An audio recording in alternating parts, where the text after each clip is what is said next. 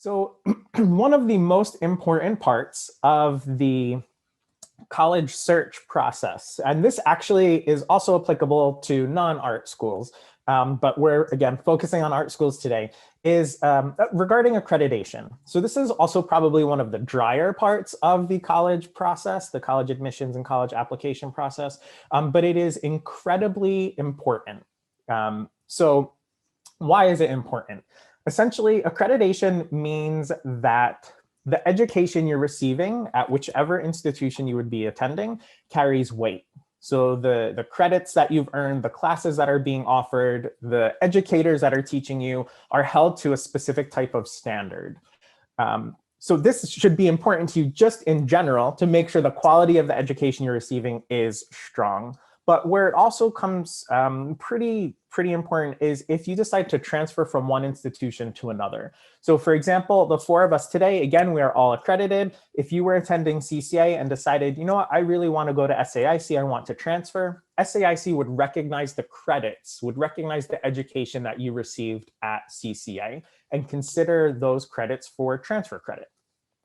Similarly, if you were to complete an undergraduate degree at CCA and you decide, you know what, I want to go to grad school at MICA, MICA would recognize the undergraduate education that you received at CCA.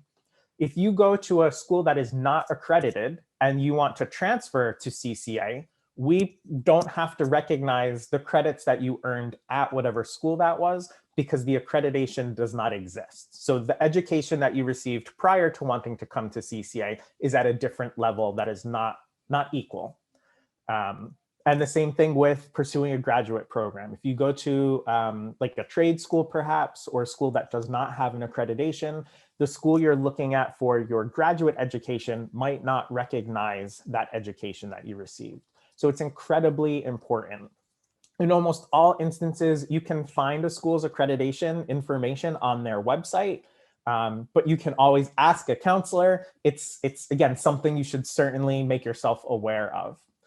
In the US, there are 7 regional sectors for accreditation, and you can see those listed. They all have, obviously, different terms. WASC is the one that CCA utilizes because we're on the West Coast. Essentially, it stands for the Western Association of Schools and Colleges. There are also specific accrediting bodies for different types of schools. So for example, art schools, again, those of us here today and our ACAD partners are all nationally accredited through NASAD, which stands for the National Association of Schools of Art and Design. So we all carry a regional accreditation and the national accreditation, which is a great direction to be in, a great thing to be able to offer. In some instances, some of our individual programs might also carry specific types of accreditations. So for example, that 5-year Bachelor of Architecture program here at CCA carries a NAB accreditation, which is the National Architectural Accrediting Board.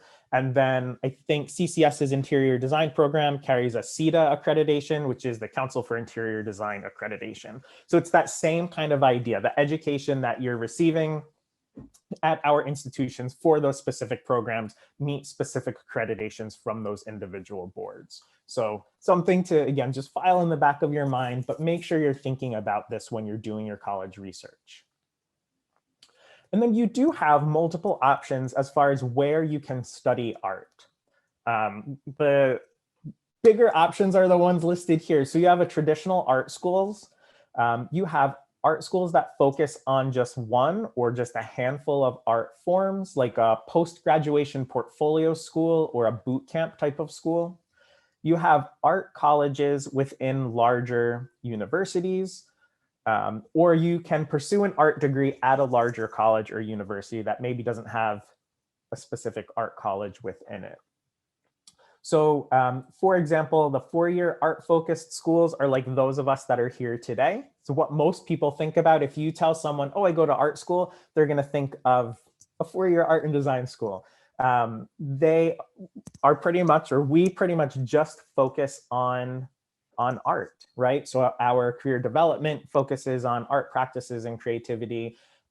You generally are spending a lot more time in the studio. So for example, with all of us from day one, you're taking art classes.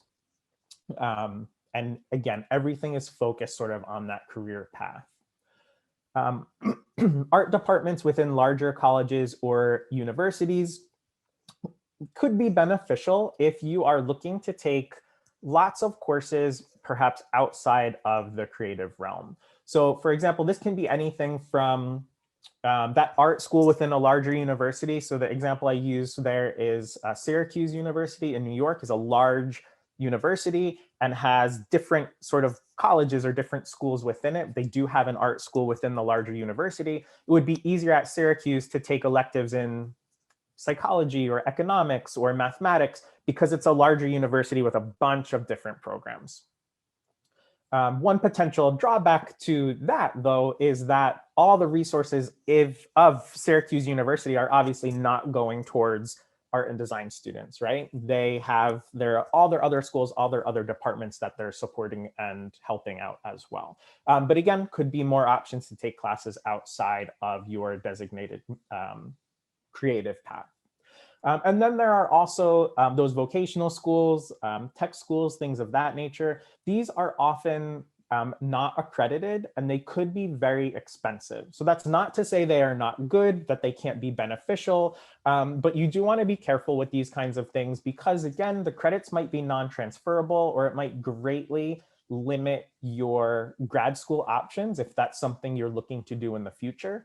And then also the quality of these can vary greatly. So again, this is where your research becomes super important.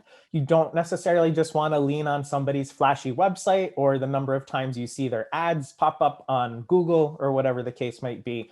You really do want to be careful and make sure you're doing your research and asking any questions you have as far as the type of school, the type of programs, the quality, what the alumni are doing, those types of things. And then All right. Yeah, sorry. So I'm going to talk about the difference in two different types of art degrees that you may receive. So you'll often see that a school or program may have a BFA program or a BA program. So that's a Bachelor's of Fine Arts or Bachelor's of Arts. Both of these are four-year undergraduate programs. It's just a content difference. So a BFA degree is going to be heavily focused in studio art or creation, whereas a BA degree will be more focused on theory or liberal arts. So the best way to think about this breakdown is that at a BFA school or a BFA program, you are receiving 2/3 of your coursework in art and design, and then 1/3 of the coursework is in academic elements like art history, sociology, writing, etc. So, and then it's flip-flopped for a BA where it's 1/3 of studio arts and 2/3 of liberal arts.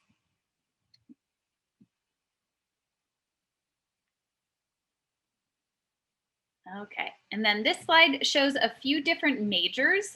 These are some of the larger ones, more common ones that you'll see on schools' websites or offerings. There are a variety of majors that you can find across all of our different schools. Some may have different names or some may have slightly different content. So it's always great to check the curriculum for any program. A great example is on this list, and at most schools, you'll see a program called graphic design, whereas at CCS, our graphic design program is called communication design. So it's very comparable to other programs. It just has a slightly different name because the content may have more elements that are geared towards like interaction or like motion graphics rather than only focusing in one area. So that's again a point of communication with each individual school to ask about the course breakdown for those majors so that you understand exactly what kind of content you would be learning or what the program is about. But there are more majors than you're seeing on this list. These are just some of the more popular ones. And so that leads into the curriculums, like I was mentioning, about asking what the curriculum breakdown may be. There are three main types of curriculums that you'll see at individualized art schools. So this may be a little bit different at a university program, but at a standalone art school, you have a focused or technical program, which is where you apply directly into your major and start in that program the first year. So if you remember, that's what CCS is. You apply to illustration, and then you have an illustration class in the very first term. And the next one would be a concept-based program where the majors are flexible or students' interests can help to shape the course of the studies. So if you remember correctly, SAIC is a program like that because they don't offer majors and you can kind of pick and choose. And then the last is a combination of these two elements where it's a concept or technique-based school. So these schools develop the craft and push conceptual thinking, and they often have that first year foundation program where freshmen are taking 2D or 3D courses before going into that major their second year. So that would be a school like MICA and CCA. So you can see how we kind of run the gamut with all of us here today.